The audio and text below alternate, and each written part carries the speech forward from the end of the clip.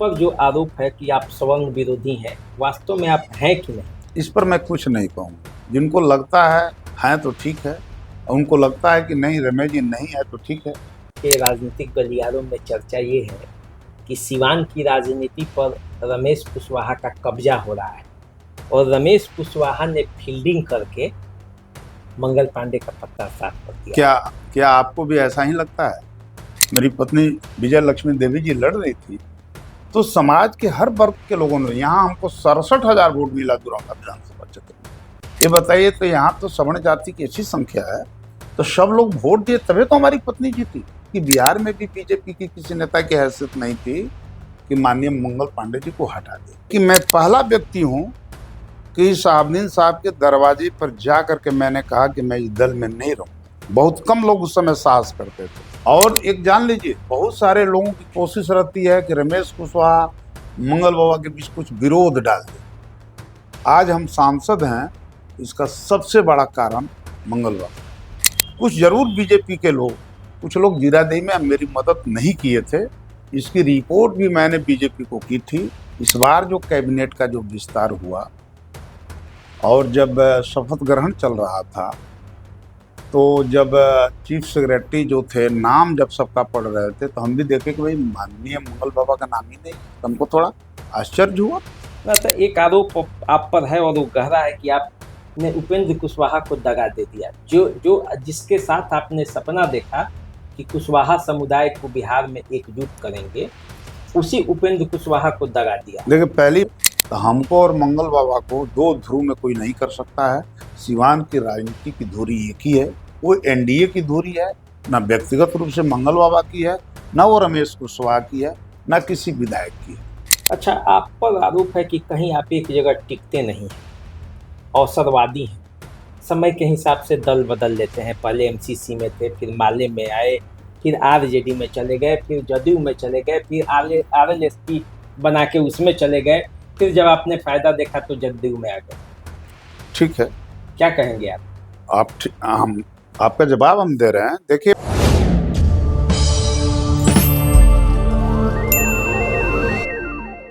नमस्कार, द देसी अड्डा पर आपका स्वागत है। मैं हूं राकेश तिवारी। देखिए, संघर्ष के बल पर सत्ता प्राप्त कर सिवान की राजनीति में एक बड़े नाम बन चुके जनता दल यूनाइटेड के राष्ट्रीय महासचिव रमेश कुशवाहा जी आज हमारे साथ हैं।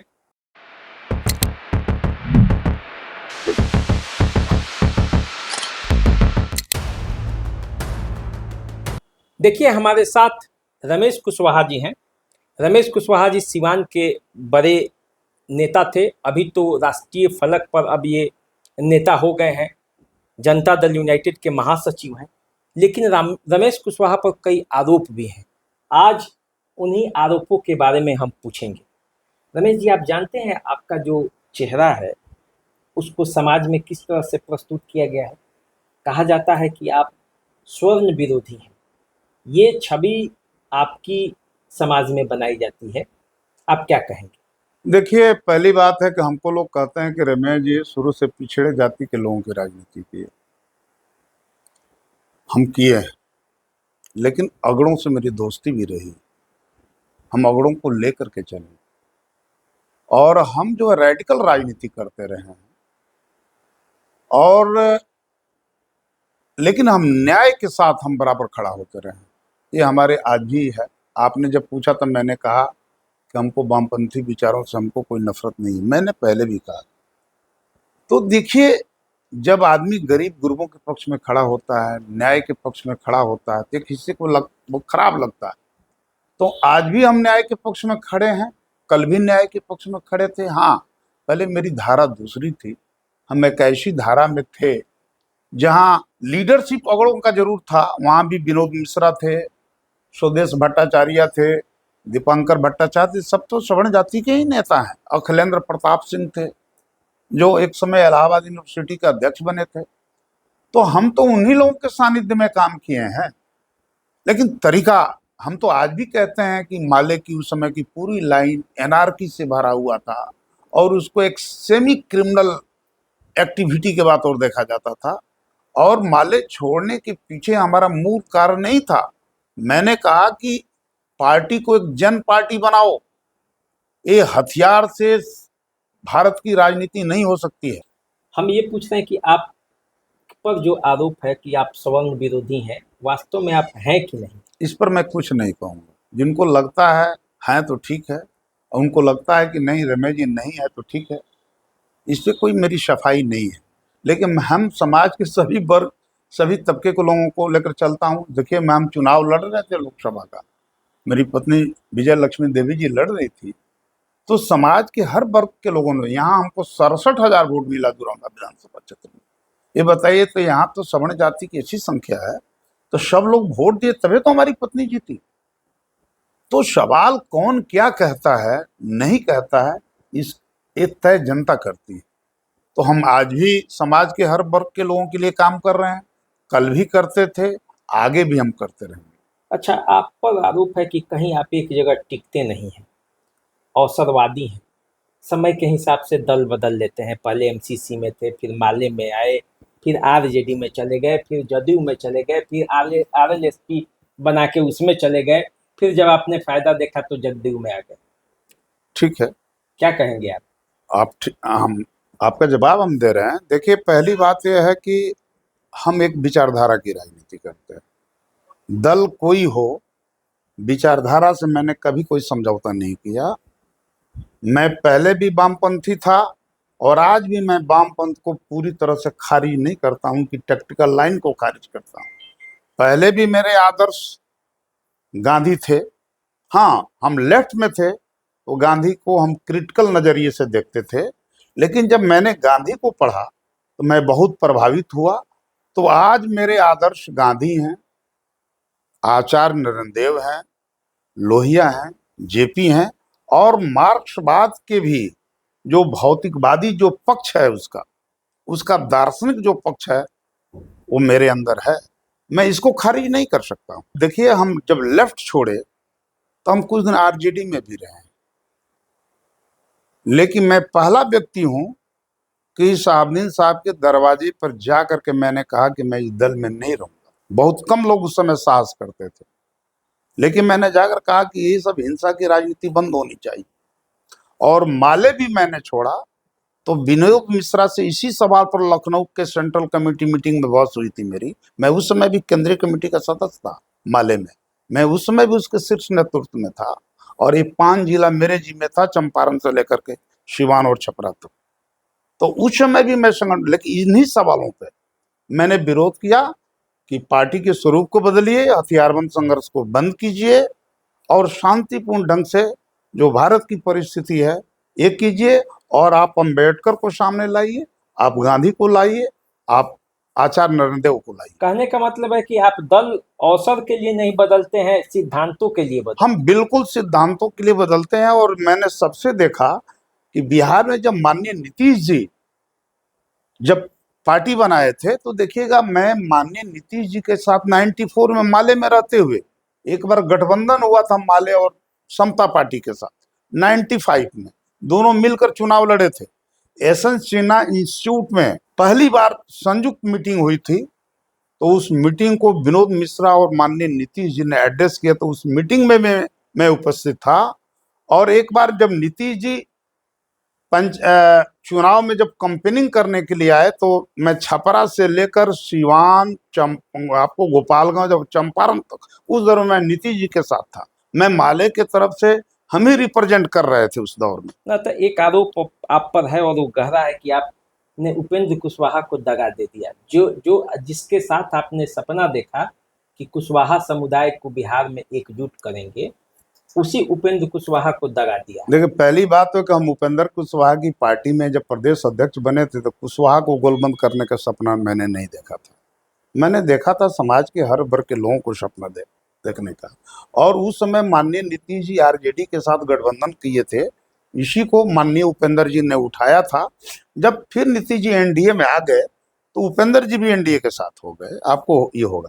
तो हम कहेंगे तब 2 पार्टी बनाने का रखने की क्या जरूरत है, नीतीश जी तो फिर एनडीए के साथ हैं।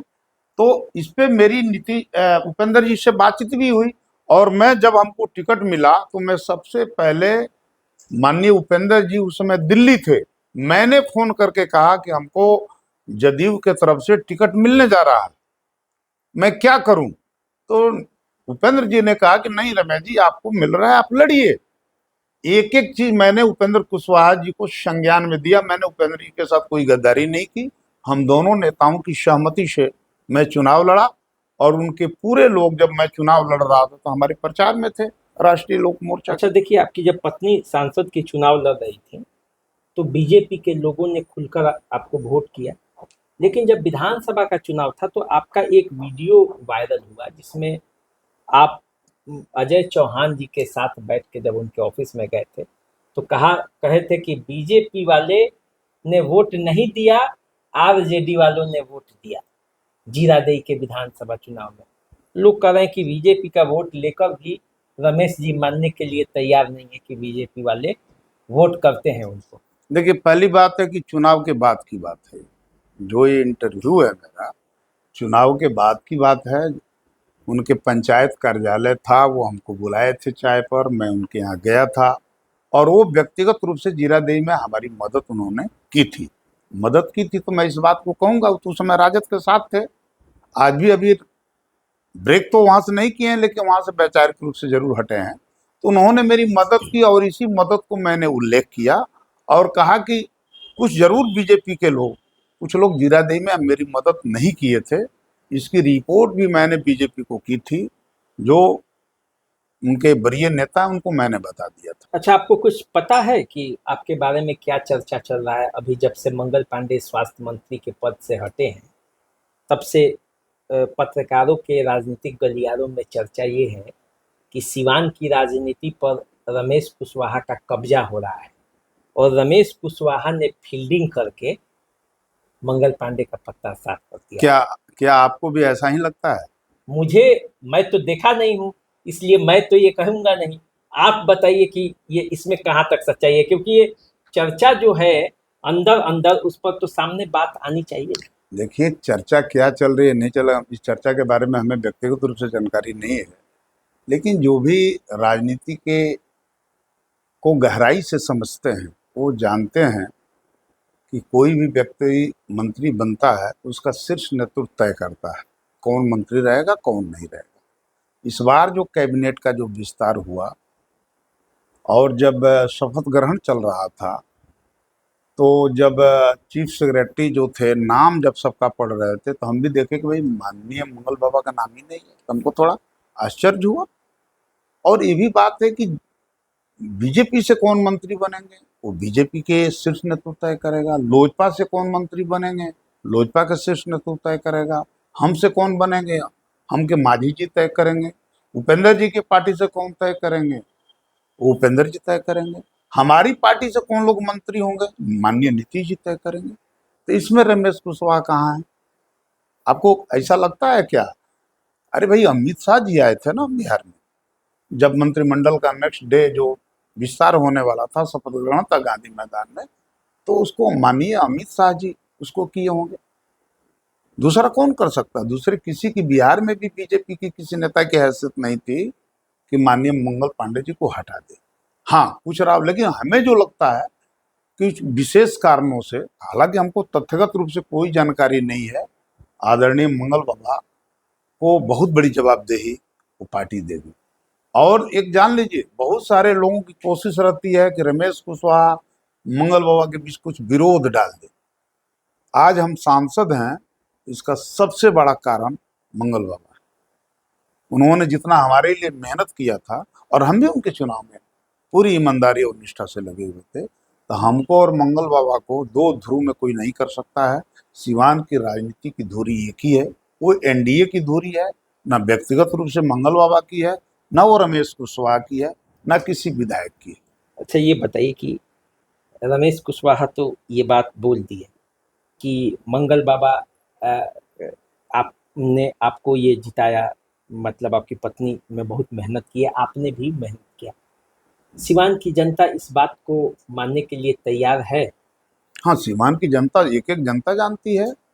अब कुछ आलोचक लोग कुछ दोनों लोगों को में कुछ पेशने की कोशिश कर रहे हैं, तो अलग की बात है। लेकिन हम पूरा देखिए, यहाँ एनडीए इंटैक्ट है। कहीं कोई ये नहीं है। अब सब लोगों ने ईमानदारी से एक दूसरे को मदद किया, तभी तो 7 सीट हम लोगों का निकला। या सभी लोगों ने ईमानदारी से काम किया, तभी तो लोकसभा चुनाव हम लोग जीते। चलिए, आप पर आरोप तो बहुत लगाने वाले विरोधी आपके लगाएंगे, क्योंकि जब आदमी का कद बड़ा होने लगता है तो लोग विरोध करते हैं। इस बात को आप भी जानते हैं इतने दिनों के राजनीतिक अनुभव के आधार पर। आप क्या कहना चाहते हैं, जैसे सिवान के लोगों को आप क्या कहना चाहते हैं? जैसे एनडीए ने जीत हासिल की, मंगल बाबा से कोई आपको भिड़ाना चाहता है, दल बदल का कई आरोप लगाता है, तो आप कहना क्या चाहते हैं कि मैंने रमेश कुशवाहा सिवान के लोगों से क्या कहता है या बिहार के लोगों से क्या कह रहा है? देखिए, रमेश कुशवाहा व्यक्ति नहीं है, हम एक पार्टी के साथ बंधे हुए हैं और गठबंधन के हम एक सहयोगी हैं। इस नाते खास करके हम एनडीए के कार्यकर्ताओं से, इसके गांव स्तर के कार्यकर्ताओं से लेकर जिला स्तर के कार्यकर्ताओं तक, पूरे बिहार के एनडीए कार्यकर्ताओं से एक ही अपील करेंगे कि एनडीए ने जो दिशा ले रखी है बिहार में, बिहार को एक हम विकसित बिहार बनाएंगे, एक आधुनिक बिहार का हम निर्माण करेंगे, चहुमुखी विकास करेंगे। सारे लोगों का ध्यान इस पर केंद्रित हो। हमारे विपक्ष के लोग क्या कह रहे हैं उधर न जाए, अपने कार्यक्रमों पर सब लोग आगे बढ़ें, एनडीए को और मजबूत करें कि जो 29 में पूरे बिहार में लोकसभा का देश में चुनाव होगा उसमें बिहार भी रहेगा, तो हम अगले बार 40 में 40 सीटें हम लोग जीते। इसी दिशा में सबको आगे बढ़ने की जरूरत है।